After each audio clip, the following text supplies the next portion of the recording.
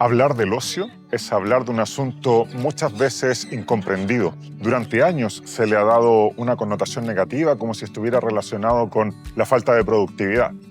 Pero el ocio es una dimensión esencial del ser humano.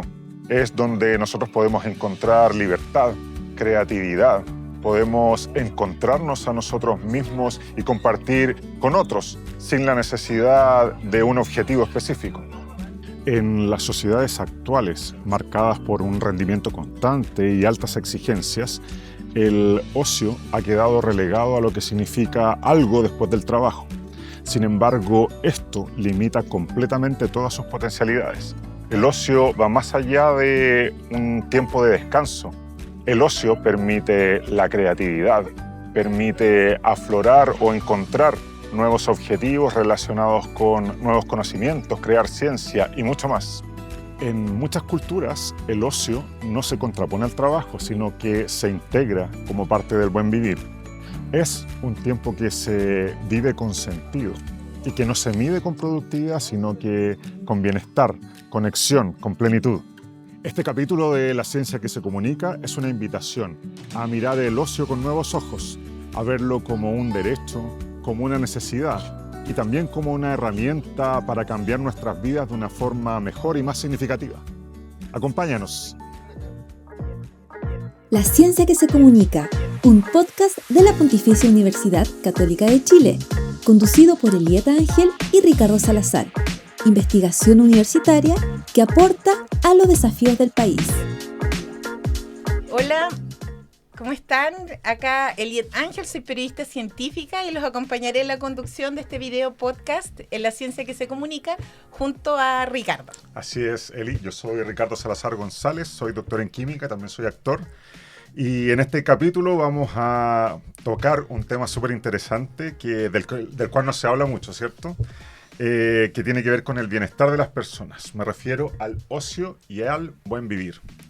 Para esta nueva edición del podcast La Ciencia que se Comunica tenemos interesantes invitados, Eli, que van a abordar este tema del ocio con sus diferentes miradas. Tenemos el día de hoy a dos académicos, al profesor Andrés Riet y a Sergio Toro. Gracias. Muchas gracias por acompañarnos. ¿Cómo están? Bien. Muchas gracias por la invitación. Así es. Andrés, tú eres académico del campus Villarrica, así que muchas gracias por estar aquí aprovechando un viaje a Santiago. Tú tienes un doctorado bien especial, que es el doctorado en ocio y potencial humano, que lo estudiaste en España. Así es. Y en el caso de Sergio, bueno, tú tienes múltiples posgrados. Uno de ellos es Ciencias del Tiempo Libre en Alemania, y también eres doctor en educación de aquí de la Universidad Católica. Ambos, bueno, y también eres académico aquí en la Católica y también en la Chile.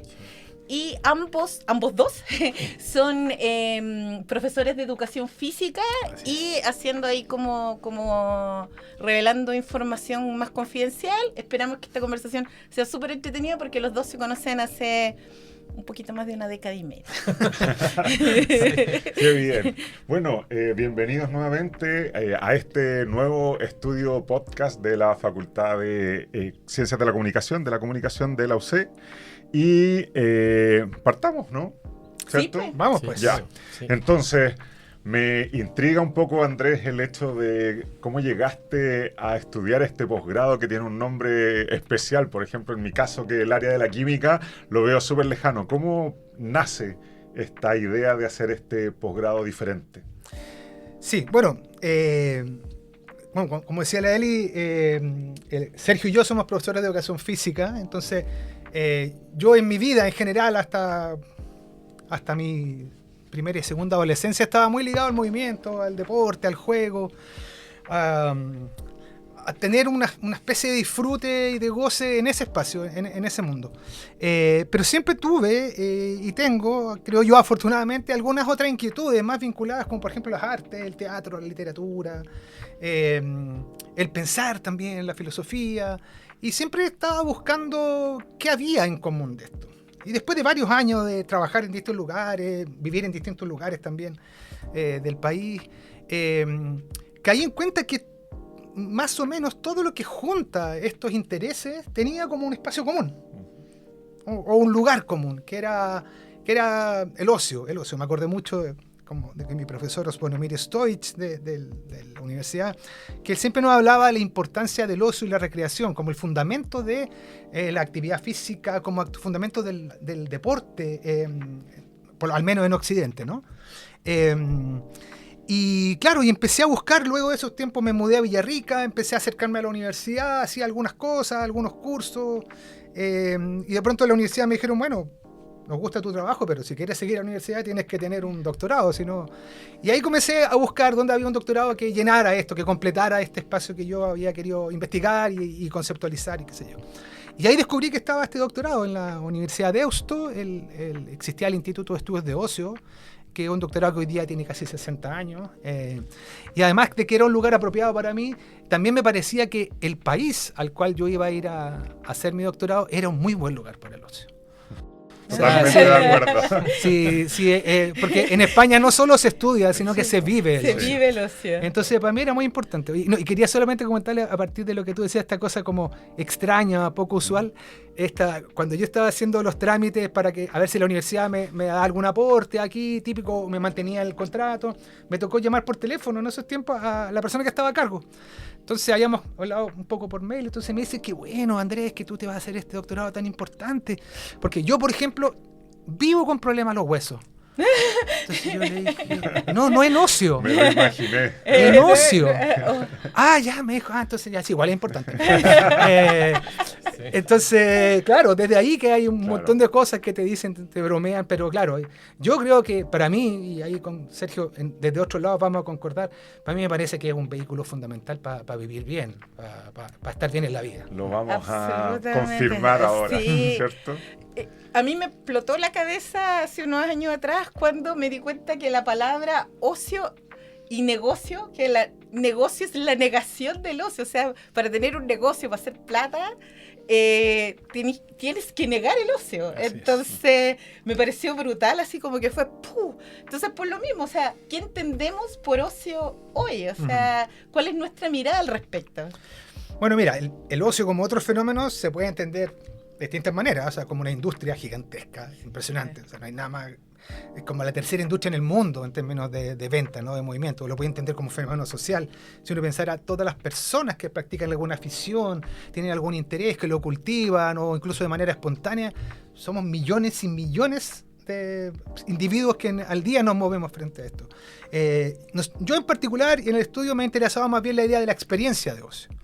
Okay. Entender el ocio como una experiencia, algo que nos sucede a cada uno de nosotros, pero que tiene un gran impacto colectivo, social. O sea, es algo subjetivo, individual, pero que tiene una conexión importantísima y de un gran impacto a nivel social. Y esta experiencia tiene algunas características, no es cualquier experiencia, ¿no? Y lo que, por lo menos desde la escuela que yo he seguido, tiene 4 cualidades, que yo diría que si uno dice, están estas 4 cualidades, estamos en ocio. Siempre en la complejidad de la acción humana, ¿no? Que a veces tiene una y se mueve. Así. Claro. Una que es una experiencia libre, que yo elijo hacer. Yo decido hacer algo. Yo voy y decido inscribirme al taller de literatura, porque quiero. La segunda dimensión de la libertad, que en ese hacer me siento libre también. No solo elijo, sino que ejerzo libertad. Y cuando estoy ahí, siento que puedo ser quien realmente soy. Entonces, no solo elegir, sino que también sentirme bien en ese hacer. Lleva un gozo. Exacto. Y la tercera es el disfrute, como la satisfacción. Como no necesariamente, obviamente, no es necesariamente algo de no hacer nada. Puede ser, por supuesto, de contemplar perfectamente. Pero es hacer algo importante, pero que genera satisfacción. Puede tener mucho esfuerzo detrás, pero genera satisfacción. Y lo otro que por lo menos nosotros hemos visto que tiene esta cualidad de la gratuidad o del autotelismo que dicen mucho, que yo esto lo hago solo por hacerlo, no pretendo generar un bien, algo que pueda ser transable, después intercambiable, un beneficio. No es el objetivo principal. El objetivo principal es el disfrute en sí mismo. Esto que se consume en sí mismo, la actividad, la experiencia. Ahora, que produce beneficios, produce cientos. Entonces hay escuelas, pues, ¿no? La escuela norteamericana es la escuela de los beneficios del ocio. Pero en su esencia, si uno dice, bueno, algo que yo elijo, que me siento libre, es satisfactoria y que, más aún, el objetivo principal es solo el disfrute de esta experiencia, eso es una experiencia de ocio. Entonces, son muchas. Me gusta esa mirada porque tenía creo que antiguamente esa mirada negativa de ser ocioso Sí, Claro. po. era peyorativo, ¿no? Un insulto. Sí. Era un insulto, claro. ¿Y eso es para ti la actuación? No sé si es tan gratuita como decía Andrés, pero sí, totalmente. Permite justamente todas esas características, las vivo en cada momento que estoy actuando. Sí. En algunos ensayos no tanto. Oye, Sergio, ¿y tú concuerdas con la opinión de él? ¿Lo relacionas con este concepto del buen vivir? Sí, bueno, en mi caso, yo creo que partimos más o menos de la misma forma, ¿no? Entendiendo, yo nunca me relacioné muy bien con el ocio por distintas razones. A diferencia de Andrés, yo no tuve un profesor que más o menos tuviera, porque Zvonimir Stoich fue un personaje dentro de la educación física, una suerte de filósofo, ¿no? Y estaba acá en Santiago, no estaba en Valparaíso, yo estudié en Valparaíso. Pero ahí sí había mucha experiencia de recreación, le llamábamos nosotros. Y el ocio era una palabra más. Pero también surge esta preocupación de a qué nos referimos con el ocio y quiénes hacen el ocio. Y ahí empezaron mis distancias con el ocio. Porque el ocio no es, por ejemplo, surge en Grecia y no todos hacen ocio, ¿sí? El ocio era privativo de las clases altas, digamos. Claro, Era el privativo resto- de aquellos que no trabajaban, que no necesitaban trabajar. Entonces, todos los demás, artesanos, esclavos, etcétera, No tenían la tenían oportunidad. que No. hacer negocio. hacer Tenían que negocios. trabajar. Sí. Claro. Entonces, en ese contexto no me pareció muy... La dicotomía, Claro, sí, es como... esa suerte la encontré muy extraña, ¿no? Yo no sabía por qué. Entonces, en ese contexto, en Alemania fueron mis primeros encuentros. Lo interesante de Alemania es que todavía tiene la cultura germánica, que es muy cercana en sus orígenes, diría yo, a las culturas originarias de América Latina o de cualquier parte del mundo, ¿no? Es decir, hay elementos en el alemán que tienen que ver que son mucho más configuracionales, no son tan racionales como la perspectiva latina en el sentido de sujeto-objeto, son más configuracionales. ¿En qué sentido, Sergio? Quiere decir que el individuo no se entiende sin su contexto. Por ejemplo, la palabra Umwelt, que es una palabra alemana para hablar de lo que tú eres lo que circundas, de acuerdo a tu posibilidad estructural. Y lo más interesante de ella es que aparece la comunidad como un elemento constitutivo. Entonces, a diferencia del ocio, con lo que nos plantea Andrés, que es prácticamente una decisión mía, es cierto, yo hago ahí, pero yo no hago fuera de la comunidad. Ah, soy yo. No, es aquí en La el mirada buen de vivir, Andrés, sí. claro, es como una mirada más, yo diría, Colectiva. occidental, es más centralizada en una suerte de mirada del yo, del ego. El yo, ¿sí? y en este caso es más Aquí colectivo. aparece la mismidad y aparece la comunidad como elemento constitutivo. Tú nunca haces nada para ti, siempre es en relación a otro. Entonces aparece la relacionalidad como elemento constitutivo. Entonces, en ese sentido, el goce, por ejemplo, se transforma en lo que nosotros llamaríamos como una pasión. La pasión que te produce algo muy concreto. En la pasión tú eres presente pleno. Estás presente en una plenitud total y tienes también al mismo tiempo la conciencia abierta. Te abres a otras posibilidades. Y como muy bien dice Andrés, no es el esfuerzo el tema, es que allí te encuentras, allí te hallas y te hallas en relación con otros y otras. Porque todo lo que yo puedo hacer siempre tiene relación con un contexto. Nada es solo para mí endogámicamente, sino que si leo es porque alguien escribió. Y leo sobre una historia que cuenta. Si tomo una fotografía es en relación al paisaje que me contiene. Circunda, que te está... Si yo hago actuación es para una performatividad en relación a quien Vas a tener tu público. voy a tener mi público. Todo lo que yo pueda hacer siempre está en relación. Yo no tengo relaciones ni hago relaciones, yo vivo en relación. Y eso para el buen vivir es constitutivo. Y las relaciones no son solo humanas, también son no humanas. Entonces ahí aparece otro componente, que es que toda la familia viviente y no viviente forma parte del buen vivir. Vivos, muertos. Todos. Tu Entonces historia. tú, por ejemplo, dado que lo dice, por ejemplo, en México hay una tradición que nosotros vemos por la película Coco, ¿no? Claro. Sí. Pero eso es ahí quizá el ejemplo más claro de la confusión, de la configuración, donde no hay objetos y sujetos muy claros. Porque yo soy la medida en que me relaciono contigo. Yo puedo venir aquí de una forma, pero en la emergencia de lo que hacemos juntos, yo me afirmo, me confirmo o me cuestiono. Y eso no es para un momento en particular, que diría el ocio. O para distinto al trabajo, no, eso es permanente. A lo largo. Entonces no aparece el ocio como un concepto aparece como entrando un problema. y saliendo, Claro, sino no, que... tú no tienes un tiempo libre, nunca tienes tiempo libre o tiempo ocupado. Siempre estás viviendo en el placer. Yo le agregaría al placer, no es el placer, en el festejo de la vida.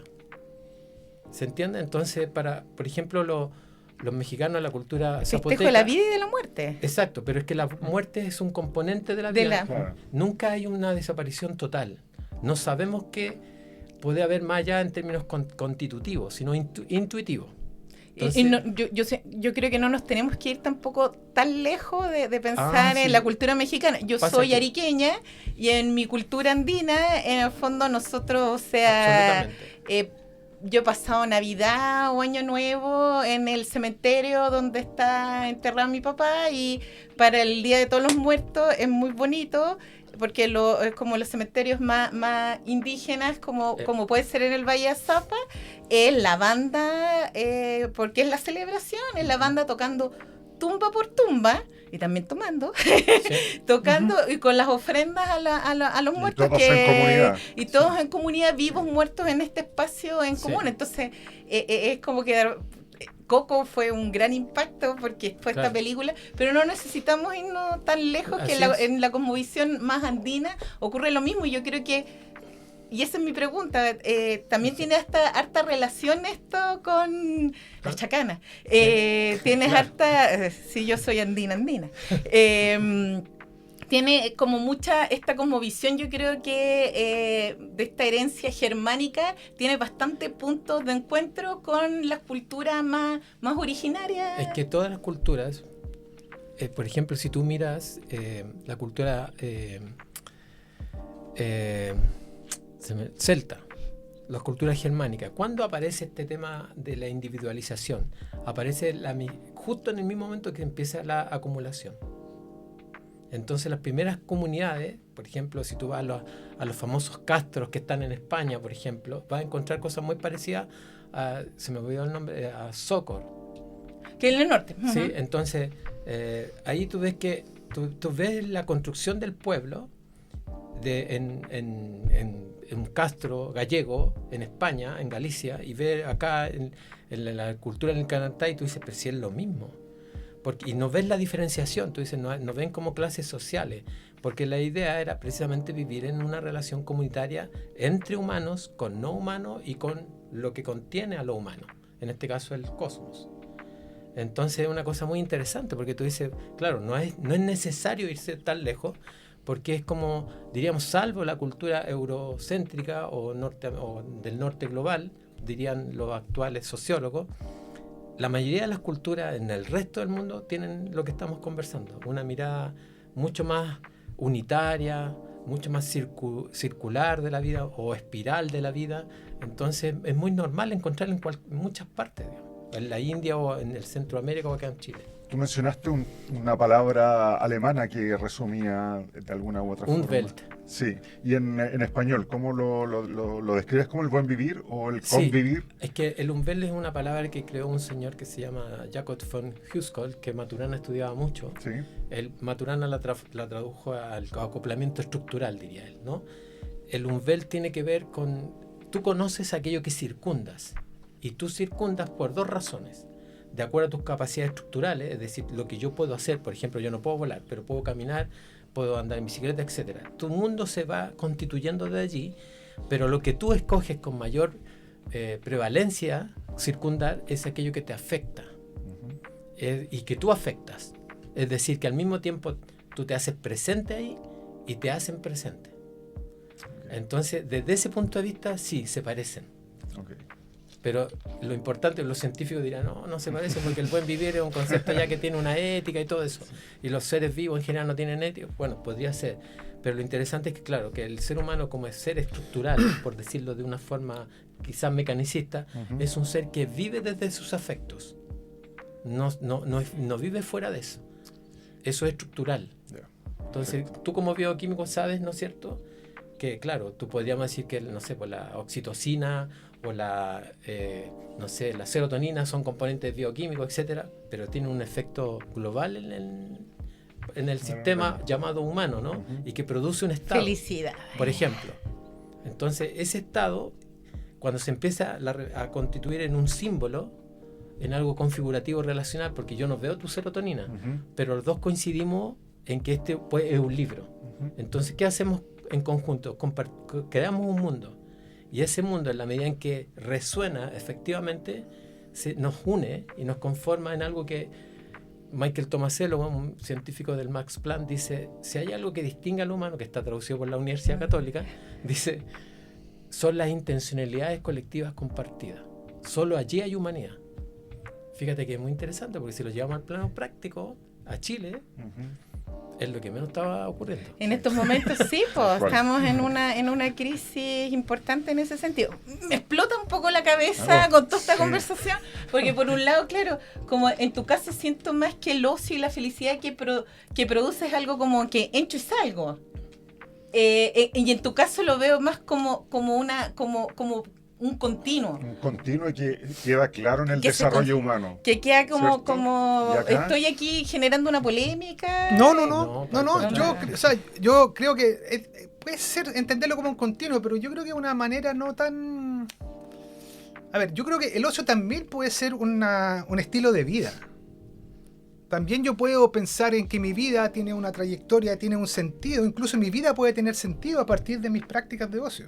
Y yo creo que ocurre muchísimo. Puedo transformar, y eso, claro, yo lo veo súper ligado. La gente que le encanta la música o la actuación. O sea, hay o el deporte. El deporte claro, en general. Hay un autor canadiense que se llama Robert Stebbins que generó la teoría del ocio serio, que habla como que hay un ocio casual, que es el ocio espontáneo, que sucede, que nos encontramos, decimos tomarnos una cerveza juntos, vamos a caminar, qué sé yo. Hay un ocio que tiene que ver con que un ocio que marca mi trayectoria, tiene aprendizaje, tiene conexión, tiene... incluso puede llegar a transformarse en tu medio de ingresos, que pasa mucho con los artistas. Ahora, yo creo que eso tiene que ver sustantivamente con un vínculo con el otro. Yo siempre digo, porque yo entiendo la crítica que tiene... Se acerca a lo que nos decía entonces. Sí, en parte. Yo entiendo la crítica que hace Sergio. De hecho, en la escuela que yo he seguido empezó hablando primero de ocio autotélico, después de ocio humanista, y terminamos hoy día en ocio valioso, que es la idea de cómo el ocio tiene una conexión profunda con la sociedad, con los círculos, con los valores que nos constituyen. Entonces, yo entiendo eso lo que plantea Sergio. Para mí igual es un poco distinto. Yo creo que el buen vivir y la perspectiva que tiene Sergio, hasta donde yo conozco, es una manera mucho más amplia de entender, o sea, contiene al ocio, por así decirlo. Pero así contiene también las relaciones de afecto, tiene las relaciones con la naturaleza, las relaciones familiares. El ocio, claro, en sí mismo es un aspecto un poquito más acotado, quizás desde esa perspectiva. Y el negocio también debería estar incluido. Sí, el negocio. Ahora que tú dices eso del negocio, y a mí me voló la cabeza. Es que a mí me parece interesante. Sergio hablaba de esta idea de que en antigua Grecia los ciudadanos que eran libres iban a la escole, que es donde se formaban, ¿no? En todas estas artes preciosas, la gimnasia, la poesía, la música, qué sé yo. Y la escuela es la raíz de la palabra escuela. Y yo creo que hoy día la escuela se podría llamar no escole. Porque si el negocio es lo contrario del ocio, la escuela hoy día es prácticamente la no escole. En función de lo que estos privilegiados tenían. Hoy día, básicamente la escuela, con algunos matices, es un lugar donde no necesariamente se cultiva este amor por hacer lo que uno quiere. Y la libertad, por otro lado. Sí, yo creo que ahí aparece un punto me dolió. Que tiene que ver con lo que está a la base, por ejemplo. Tú dices, bueno, ¿y por qué Occidente tomó ese camino? ¿Y por qué todo lo que no es occidental va en la otra dirección? Precisamente porque hay una ontología, hay una mirada de la esencia de lo que nos contiene. Y también hay un interés, hay una consecuencia política. Es decir, quiénes son los dignos y quiénes no son los dignos. ¿Cómo nos ordenamos en términos de relaciones? Entonces, claro, por ejemplo, el ocio nace desde una mirada ética protestante como una pérdida de tiempo. Claro. Porque el trabajo es el que te libera y el que te salva. Claro, dignifica y todo. Y de hecho, y eso hay está muy estudios presente. profundos en eso, ¿no? Claro. Que es como que... Sí, ya, pero en eso cambio, no por otro lado. En la ética de la cultura originaria, prácticamente no existe esa diferenciación. Entonces dice, bueno, por ejemplo, le preguntaban en Colombia, siempre ponemos este ejemplo, en la cultura coreguaje amazónica y en la cultura nasa andina, dos extremos, digamos. Entonces le decían, bueno, y el ocio, porque los externos dijimos, o dicen, usted hace ocio ancestral. Y dijeron, pero ¿qué es eso? Le dice, ¿cómo, ¿a qué te refieres con ocio ancestral? No, pues estas actividades de juego, todo es lo que no representa una productividad y no tiene un intercambio. No, nosotros no hacemos eso. Nosotros siempre tenemos la actitud propositiva de vivir bien. O como decíamos, comentamos con otra persona, por ejemplo, eso pasa en la cultura amazónica. En México hablan del vivir bonito. Claro. En las costas afrodescendientes hablan del vivir sabroso. Aquí en Chile se habla del cume felén, el cume moquén. ¿Y qué tiene que ver? Con que la vida es una donación. La vida en sí misma es un acto de entrega y recepción. Entonces, ¿y cuándo hacen ocio? No, nosotros nunca hacemos ocio. Lo que sí podemos hacer es cambio de actividades. Pero tú vives, dirían, tomando las palabras de Andrés, para ellos el ocio serio o ocio valioso es una actitud permanente. La vida, claro. La vida es así, la vida es para disfrutarla. Por eso el tema del goce, el tema de la festividad. En México, todos los meses y todas las semanas hay una fiesta.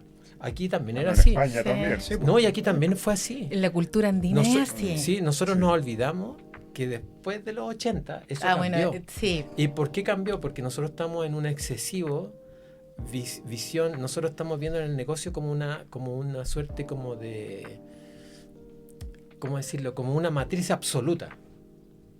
En nuestra cultura es una cultura que vive desde el negocio, nada más. Todo lo demás es como un problema secundario.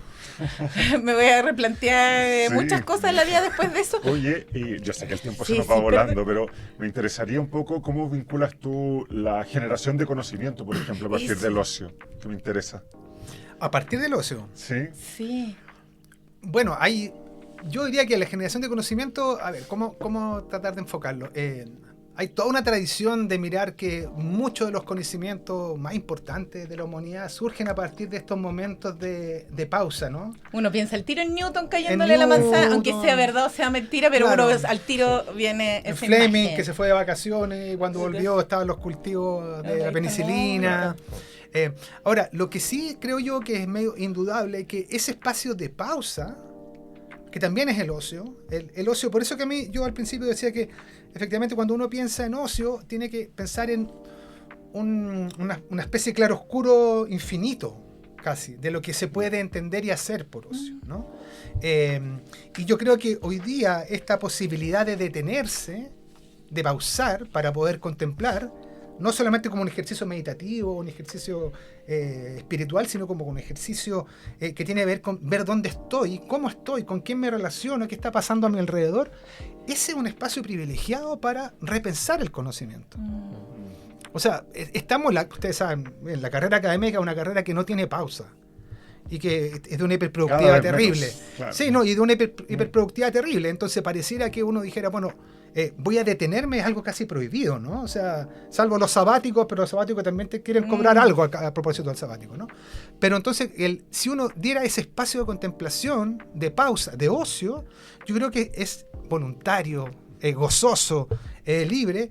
Lo que podemos hacer es repensar mejor nuestras investigaciones, nuestros resultados, analizar mejor. De pronto uno echa de menos artículos, libros que te ayuden más a cambiar la vida que tanto paper que esté indexado y que tenga un buen nivel de impacto, ¿no? Que reitere. Claro, que digo cosas. Algo que no sé qué, pero y para eso es necesario parar. Para eso es necesario hacer esta pausa que se vincula y que yo, en lo que yo entiendo la contemplación, me parece que es muy contrasistema. O sea, que hoy, suena así como casi una protesta, claro. Hoy día, como lo decía Sergio, estamos en una sociedad que es la sociedad del negocio, de la producción, de la hiperproductividad. Entonces es muy revolucionario decir, bueno, paremos. Y si paramos, hagamos algo para no producir. Entonces, desde ahí, la generación de conocimiento creo que tiene un impacto importante, que nos permite más reflexión. Eso yo creo por ahí. Ahora, otra cosa es cómo estudiamos el ocio. Eso ya es otro mundo. Sí. Eso para otro. Sí, para Sergio, otro cortito, capítulo. no sé si quieres acotar algo lo de Andrés. Sí, yo diría que como experiencia, por ejemplo, lo que une es que la contemplación tiene que ver no con también un acto, yo diría solo no de detención, sino de observación. ¿Sí? En el fondo de entrar a una propuesta, de tener la actitud de diálogo. Porque si yo entro en una actitud de solo responder, ¿no es cierto? Es muy difícil que yo pueda observar lo que estoy haciendo. Porque claro, la gente piensa que la contemplación es una cosa así como yo me suspendo, ¿no es cierto? Y hago una Casi cosa. que flotando. La contemplación también es una acción. También requiere de un modo de hacer. Entonces eso es muy importante porque en el descanso es tan adecuado o tan necesario como la actividad propiamente tal. Nosotros podemos saber mucho, por ejemplo, nosotros nos bombardean con esta cosa que yo pienso que sería interesante hablar de eso, ese concepto de actividad física, que es muy clínico, no es ni siquiera educativo o propositivo. Entonces, pero pocas veces hablamos de lo que acaba de decir Andrés, de la contemplación como una acción, del descanso adecuado, del sueño, del buen dormir, por ejemplo. Entonces, si lo que contempla el descanso es que te produce la presencia tuya, vuelves a ti, no respondes, sino que te sientes en ti. Y al sentirte en sí, el conocimiento se recrea. Tú ves otras opciones. No estás en una dirección, sino que al descansar empieza a desplazarte desde otro lado. Y en ese desplazamiento el conocimiento emerge nuevo. Pregúntale a un niño que juega. El niño está listo para seguir aprendiendo, porque en el juego él no tiene pausa, pero sí se está constantemente recreando en la presencia plena. Es decir, con esto termino. Tú puedes pedirle a un niño va a la playa y que haga un castillo de arena o que contenga el mar. Viene una ola, se lo lleva, lo vuelve a hacer y lo vuelve a hacer. ¿Hasta dónde? A mí me impresiona eso. Claro, porque en el fondo está recreándose a partir, o está creando formas de acciones a partir de una situación que lo contemple y que le hace sentido, no que está dada desde afuera. Maturana decía, todo lo que se dé desde afuera será imposible aprenderlo, solo se aprende como un ejercicio de libertad. O sea, de hecho el aprendizaje es el primer ejercicio de libertad, por decirlo así, de los seres vivos en general, pero del humano es aún más constitutivo. Sí. Pero solo se aprende en relación. Me hace mucho sentido además, porque generalmente cuando estás estresado, cuando estás con angustia y eso, lo que te recomiendan es meditar, abstraerte, calmarte y que te permite repensar y reordenarte frente al tumulto que estás viviendo en el momento. Sí, en la creación de esta pauta nos reíamos como que me decía, el dato que debieras dar en mi caso es como ando corriendo todo el día y esos momentos como más de reflexión es lo más pedestre que hay, pues ir al baño de repente y dice, me acuerdo, se me ocurren cosas y todo el asunto. Entonces mi primer consejo sería no lleve el celular al baño, aprovecha esos momentos así y te viene así una claridad mental. Oye, pero esto otro, y los asuntos es como que cuando uno se da ese espacio. Vamos con una sección súper entretenida. Vamos con nuestra... Esto es Comunícate un dato, una sección de nuestro podcast donde nuestros invitados e invitadas comparten sus recomendaciones de películas, series o libros sobre un tema del capítulo. Vamos con nuestra sección estrella. Usted, por favor, bueno, partimos. Nosotros tenemos nuestra sección que se llama Comunícate un dato. Entonces, la idea es que ustedes nos den alguna recomendación donde quienes nos ven y quienes nos escuchan puedan seguir aprendiendo acerca del tema que hemos visto hoy. Así que les doy la palabra. Cachipún. ¿Algún dato? Ya, cachipún. Un, dos, tres. Ya, Andrés. Sí, bueno, yo cuando leí la sugerencia del dato me acordé, porque además lo he ido pensando en el último año, en una película de Wim Wenders, la última creo que se llama Perfect Days o Días Perfectos. Que no voy a hacer spoiler, pero es la vida cotidiana de una persona que limpia baños públicos en Japón. Y él en su rutina diaria tiene un momento en que él se sienta a comer en una plaza, normalmente. En la portada de la película tampoco. No estás spoilando mucho. Y mientras come, mira un árbol al cual le entra la luz entre medio de las hojas. Y yo, investigando un poco sobre la película alude a un concepto japonés que se llama yoturi. Y el yoturi parece que literalmente quiere decir así como dar espacio a lo bello. Y yo creo que eso tiene mucho de esta idea del ocio, la contemplación, de la pausa, que yo creo que es de los ocios o de las expresiones de ocio más importantes que podemos promover hoy día. O sea, esta posibilidad de detenerse. Pero detenerse no solo para, por ejemplo, en el caso que tú me preguntabas de la producción de conocimiento, no me detengo para producir, me detengo solo para dar espacio a lo bello. Y si uno hiciera un poco ese ejercicio todos los días, cuando lo que tú dices, que estoy estresado, estoy apurado, y de pronto dar espacio a lo bello, a mí me parece muy recomendable. Y creo que es una película preciosa, además es muy bonita, pero si uno le da la vuelta es mejor aún. Es que ponerlo en práctica, ¿cierto? Sí.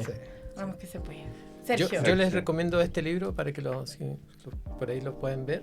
Se llama El puente donde habitan las mariposas. Creo que es un libro maravilloso que Bello produce, título. claro, es una neurocientífica, doctora en neurociencia, además teórica, física teórica, que es muy interesante porque ella lo que hace es un poco lo que dice Andrés. Ella hace un viaje producto de una inquietud que tiene, ¿no? Y va contando su relación con ir a ver a un autor que es muy complicado en el siglo XX, que es Martin Heidegger, ¿no? Y ella va relatando esa historia, pero lo interesante es que lo va relatando como neurocientífica y al mismo tiempo física. Entonces ella, por ejemplo, nos habla del segundo cerebro, que es todo el sistema digestivo básicamente, sí, sus relaciones con el primer cerebro, por decirlo así, y con las frecuencias, las relaciones, la resonancia entre corazones, por ejemplo. Si este programa funciona es porque estamos resonando, o sea, si nos midieran el pulso cardíaco en estos momentos, tendríamos el pulso más o menos igual. Y si esto le hace sentido a la gente, mira qué interesante, cuando alguien te pone atención, se produce una resonancia, se entonan o sea, de alguna manera se ponen en la misma sintonía las frecuencias cardíacas. O sea, nosotros nos relacionamos mucho más de lo que creemos. No es solo la directa, también es indirecta. Entonces, ese libro entra en esa conversación y nos permite decir, mira, poner pausa, más que detenerse, es como hacer bien lo que estás haciendo. Eso, es como sintonizar contigo. Si yo entro al diálogo es porque estoy dispuesto a cambiar de opinión, diría Maturana. Y eso creo que esta autora lo hace muy bien para ver que el ocio, digámoslo así, o el buen vivir, está mucho más a la mano.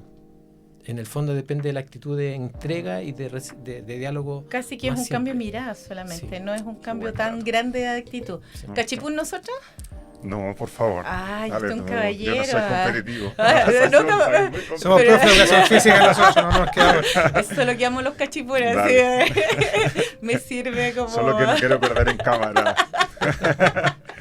En mi caso yo siempre doy como 1000 vueltas, no se burlen de mí, por favor. Pero yo quiero recomendar la autobiografía de Bruce Dickinson, que es el vocalista de la gran banda británica Iron Maiden, que con su libro que se llama What Does the Button Do, que hace este botón.